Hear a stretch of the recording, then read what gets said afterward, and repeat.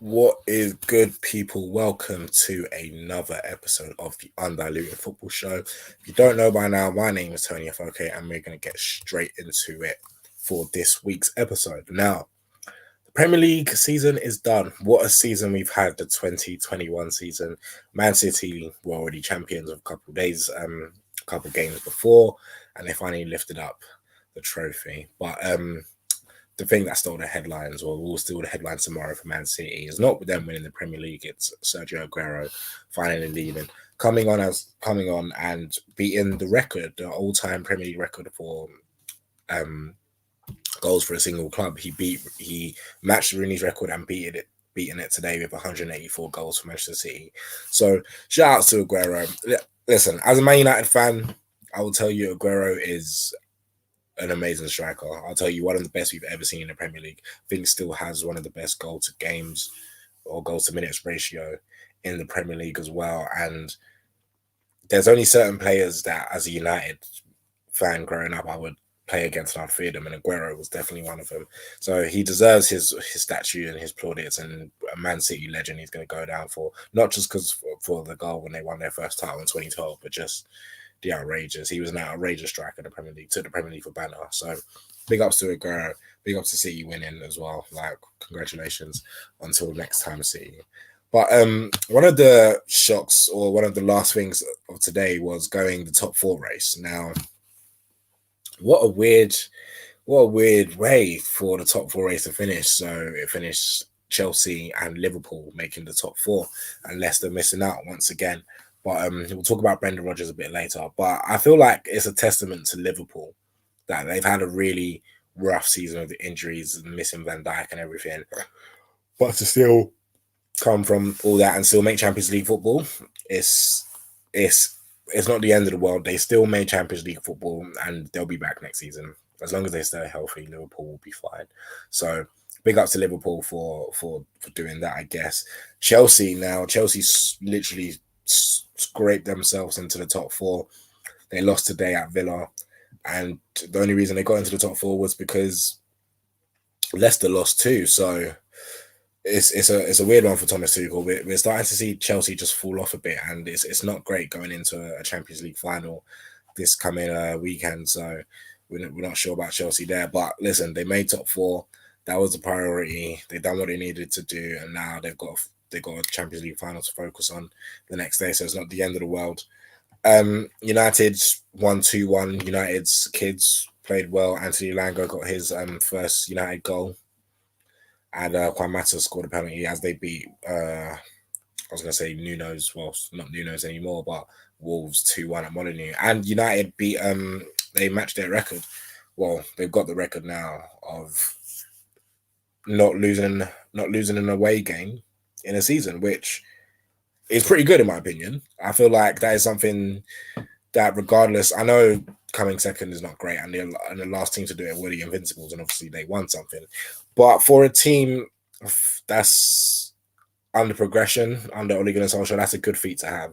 Like, Man United have not lost an away game since January 2020, which was Liverpool away. That's the last away game we lost, and that is, for a team that is starting to come up again and trying to challenge at the top. That's a good feat to have. Now, what they need to do is sort out their home fixtures and stop losing at home, but they can figure that out eventually. But right now, having that away record, that shows that Ole Gunnar Solskjaer is building something at United, and the fact that the kids played well today and won and got not an easy win in front of Wolves and their fans. So big up to Ole Gunnar Solskjaer for that. Also, further on down the table, no European football for Arsenal, but I feel like that's what they wanted. I've spoken to a lot of Arsenal fans, and they didn't want to play in the inaugural European Conference League. That's what it's now called. So it looks like Tottenham will go into the European Conference League as they beat Leicester. And fair enough. I was saying to Tottenham fans, because Tottenham fans didn't want to go. I feel like no English club wanted to really get into this. Well, no big English club really wanted to get into this European Conference League. But as I said to Tottenham fans, it's a trophy. Beggars can't be choosers. At the end of the day, Tottenham haven't won a trophy since 2008. And if they go win this European Conference League or whatever, it's a trophy. Like, you got to take it as it is. Obviously, it's not ideal to keep playing Thursday nights, and it's not even the Europa League. It's even worse than that. But a trophy is a trophy, in my opinion. And Tottenham will be going into that. Tottenham will be one of the favourites, surely. So why not? Why not win a trophy? Create that winning mentality, Tottenham. But let's see. They're the first team from England to do it. So why not win the trophy and do it for England as well? It'll help us in the coefficients. But also, in regards to Tottenham, Harry Kane won the Golden Boot. Also got the most assists for this season as well. So some may say that is one of his best seasons. The first person to get the most goals and most assists in the Premier League since the 93-94 season, which was none other than Mr. Andrew Cole. Andy Cole was the last person to do it in the Premier League. What a baller. But you've got to big up Kane, the way he changed his game this season, dropping deep, having that link up with Son. And it's a shame that could have been his last game in a Tottenham shirt. Who knows? We'll see a couple episodes down. We'll see, or after the Euros, or maybe before the Euros. But we shall see in regards to Harry Kane and what happens. But we can see that he's still, when fit, he's still an amazing player to match, especially in this day and age with the likes of your Grealishes, your Fernandes, your Kevin De Bruyne to top the assist record as a striker. You don't really get that too often nowadays. You don't really see strikers getting that many assists, but to top it in the Premier League, that's a baller right there. So we shall see where Harry Kane goes and stuff like that. But Atleti win the La Liga, which is a good one because they were always bound to win the La Liga because Barcelona had an atrocious start to the season with Ronald Koeman, and then Real Madrid were just being the Real Madrid of late recently and not doing too well. But then it got to a 3-horse race because Atletico was slipping as well. But they got the job done in the end. Luis Suarez wins another La Liga, but this time with Atleti, Joao Felix, Kieran Trippier, big up all them, man. And it's their first one since, I want to say, 13-14 season. It's their first one, so big ups to Diego Simeone for winning La Liga. And you have to look at it. What does this mean for Barcelona and Real Madrid? Because I know Barcelona have still got Messi. They've still got to sort that Messi situation. Will Messi leave? Real Madrid as well. Zidane is set to leave. Varane might go to United. That's just some rumours there, but who knows? Who knows those are two teams right now going through a massive rebuild. I feel like in regards to Ronald Koeman at Barcelona, I never thought it was a good fit. I didn't think Ronald Koeman was that. He didn't. Nothing. I know he was a baller in his day and age, and I know he was a baller for Barcelona, and I know this whole notion of hiring managers that used to play for your club helps now. That's what all the teams seem to be doing. But there's nothing that I've seen from Ronald Koeman where I feel like, oh, that's a good manager. At Everton, I didn't see it. Southampton, maybe, but I've seen Hasenhüttl and Pochettino look good at Southampton. I feel like if you do a decent job at Southampton because they're Southampton, it makes you look better than you actually are. But that is just one of my Southampton, I want to call it the Southampton effect. But there you go. I feel like Koeman's is nothing special. I know some of the people would want Koeman out. If I was a Barcelona fan, I'd probably want Koeman out. I don't see much happening. And Messi's Messi. If that team without Messi doesn't look great. And one thing, Barcelona are a very good team. Barcelona should be a very good team. Like, Messi's Messi, right? But you should be a good team without Messi, and I don't see that. I look at that Barcelona team right now. They have decent players, but no one that I see Messi, you take Messi out of that team, and it's like, okay, cool, you got Frankie, then you've got do you know what I mean? There's not Xavi and Iniesta, Neymar, David Villa, all them players. So Barcelona are going through a massive rebuild. Whether they get Memphis, I know they're linked with Memphis. Chinua Wijnaldum might go. I know Ronald Koeman is trying to bring the Dutch influence back into Barcelona. If he does it, so be it. But right now, I feel like Barcelona are going through a rebuild, and they need to get the massive rebuild going. And if it's under Koeman, so be it. Let's see what happens. In regards to Real Madrid are in the same situation as well. They're in a rebuild, but one thing Real Madrid have done is that they always sign these good youngsters. Your people like your Rodrigos, your Rainiers, who's on loan at Dortmund, but I think he's got another year on that loan. So in regards to rebuild, I feel like Real Madrid are going to they'll find, they don't need to make transfers. They barely made transfers last season, but I feel like they need to get rid of some players. People like Hazard is just dead weight at Real Madrid, unfortunately. And Bale might be coming back. Bale looks good. Bale's had a decent season. In 20 Premier League games, he's scored 10 goals. So you can still tell that Bale is fine. Like, once he's fully fit, he's fine. He's still playing football. He's still very good at football. So coming back into with Real Madrid as well, they've got some players that are going to be in the Euros. They've got like Asensio, Benzema back into the French squad, which is good. Which I feel like is just good for French football. Pissed for everyone else, but it's good for French football because that team, France is a very good team, very good national team. Have players in under 21s that will get into loads of top national sides. And the fact that they won the World Cup, got to a Euros Cup final without Benzema, and now they've got that elite striker with Benzema, with the likes of Mbappe, Griezmann, Pogba, Kante. It's a wrap. Now, but the thing is, they're in a hard group, and Benzema's could be that different that gets them through that hard group because they've got Portugal as well. And I actually have Portugal as one of the favourites to win. I feel like people don't realise that Portugal are a very good team. Got a solid defence, got some match winners. Obviously, they've got Bruno Fernandes, the devil himself. They've got Ruben Diaz, Joao Felix. They've got loads of players, Portugal, so don't be afraid. But then you also got Germany as well, who have brought back Thomas Müller back into the side. I feel like people are trying to get these match winners into the Euros because sometimes you need experience. As much as these good young kids are good, you've got to get experience. So we'll see. That's going to be a really, really interesting group to watch. But I feel like it's good for Benzema and for France as well. Like, but France is a better team with Benzema than it is without. Like, let the Giroud days be over, please, because I know they won a World Cup with Giroud, but that's not it, man. Do you know what I mean? Like, I know Deschamps is a bit of a bum manager playing Matuidi at left mid, but they still want to World Cup by doing it. So if you get the best players in, why not? And I said, what's next for Barca and Real Madrid? It's just going to be a rebuild, really. I feel like they need to rebuild. The fact that Atletico were practically in first for a very long time and nearly let it slip away, but still won at the end of the day, might be a bit of a concern. I know Real Madrid is the first time they've been trophyless for a season since 09-10, so Florentino Perez is going to go back to the drawing board, maybe sign some more players, or they I feel like they don't even need to. They just need to get a new manager in if Zizou leaves and start again, and they'll be fine with Real Madrid. Juve tonight still needs, I feel like they need a win and some other things to make top four. Now, it's been a weird one with Serie A because AC Milan were good, Inter Milan have been very good, and Juve under Pirlo has not been great. I know they won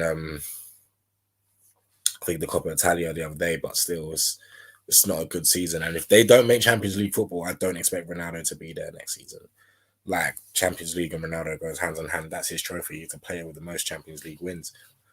Most Champions League wins, most Champions League titles. So I really don't see, if Juve don't make Europe, Ronaldo goes, in my opinion. I don't know where he goes. I don't know who's going to get him. United fans are saying, oh, Remontada back to United.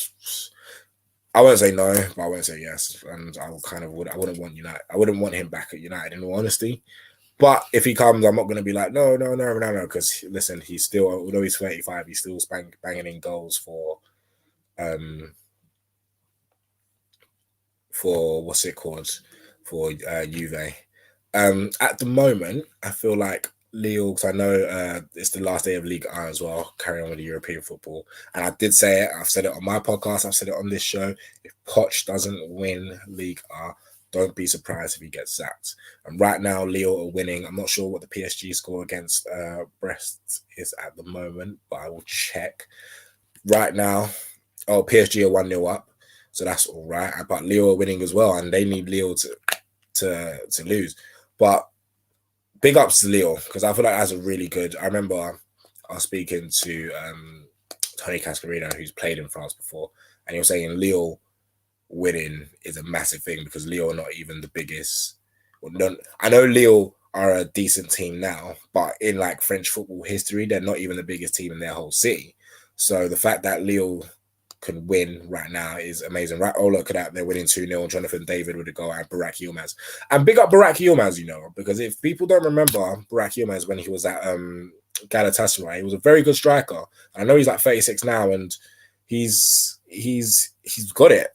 He's got it right now. And, Lille have some good players. Bubakami's Samari, who's getting linked with Leicester, I think is going to Leicester. Renato Sanchez, I remember you guys remember him, who won the Golden Boy a couple of years ago, and Jonathan David as well, who's an upcoming French talent. So big ups to Lille. They look like they're going to win it. They're 2-0 away to Agnes. They've got nothing to lose now, and it's a massive failure for PSG because no Champions League, no League I is the bare minimum. I'm sorry, you have way too much money in that league to not be beating everyone. So PSG, if Poch doesn't win, well, no, it looks like Poch is not going to win League R. So I think he goes. Does he go to Tottenham? Tottenham fans, I know, will happily take him back with open arms, but I don't know. I don't know, in all honesty. I really feel like PSG, I know Poch has played for PSG and he used to play for PSG, but PSG are cutthroat. They got rid of Tuchel, and Tuchel didn't even do that bad. I know like PSG had the great start of the season, but Tuchel wasn't even doing that bad. He literally got them to a Champions League final last season. He's literally in a Champions League final now, and they got rid of him just like that. Don't be surprised if they get rid of Poch just like that. So I honestly don't know. But let's look forward to this upcoming week. Europa League final, boys. In good thanks. Villarreal versus Man United. Solskjaer says Maguire will be fit. Well, he liked to reference Dumb and Dumber, the Jim Carrey meme of also you're telling me there's a chance. Harry Maguire's not going to be fit. So it looks like it'll be Bailly, and I feel like it might be Tuanzebe. Only because I know Bailly is the better defender, but Lindelof plays on the right-hand side. This is just me thinking. Lindelof plays on the right-hand side of the defense, and he's been playing Tuanzebe on the left-hand side. And I know familiarity and all that. Maybe Bailly still starts, but don't be surprised if you saw Tuanzebe. Tuanzebe actually played pretty well today. I still feel like he needs to be better on the ball, but he's a defender. We've seen that PSG away game where he played in a back three and he was getting helped out, but he dealt with Mbappe, and that was a big game for him. So this could be a big game for him. I feel like as a United fan, I expect us to win. Let's get this trophy, get it over and done with, and have a good summer. But now the Champions League final, I feel like that's the big one. People were saying because Chelsea beat City twice in the semi-final and in the Premier League, but the way Chelsea have been looking recently, I'm not so sure. And City dealt with Everton today. So right now I'm cheering off to a City win. I don't want City to win. I wouldn't mind having City in the Super Cup. I feel like that'd be pretty cool. But I don't see Chelsea winning. I know Tuchel can win a final and has City's number recently. But right now I just don't see it. I said with Chelsea, they don't score enough. And today shows that once again, they create chances, but they don't score enough until they get that bad man striker, Timo Werner. I'm sorry, bro. 4 goals in 40 games is not good enough. And Tuchel has made them, well, yeah. Even though they've lost a couple games recently, Tuchel still made them a hard team to beat, especially the big teams. It's hard to beat. Like Leicester won the FA Cup with a wonder goal. They're a hard team to beat. But there's been a hard team to beat, and then they're scoring goals.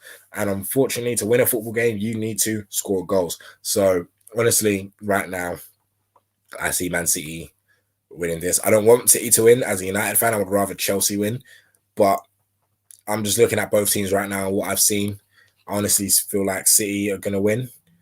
Don't want them to, but it is what it is. If they do, let's just make sure United win and then we'll beat them in the Super Cup. That's how we got to see it. But we're going to wrap it up there. Hopefully, Leo win the League R, and then we can talk about that next week. A good week of football coming up. Obviously, as I mentioned, the 2 finals coming up this week on Wednesday and Saturday. Tuesday, we've got the England squad announcement. We might be doing some content on that soon. So stay tuned to it. Let us know what you guys think. Leave some comments on any of the things I made. Like, share, subscribe. This has been another episode of the Undiluted Football Show. I've been your host, Toni Afoke. Until next time, people.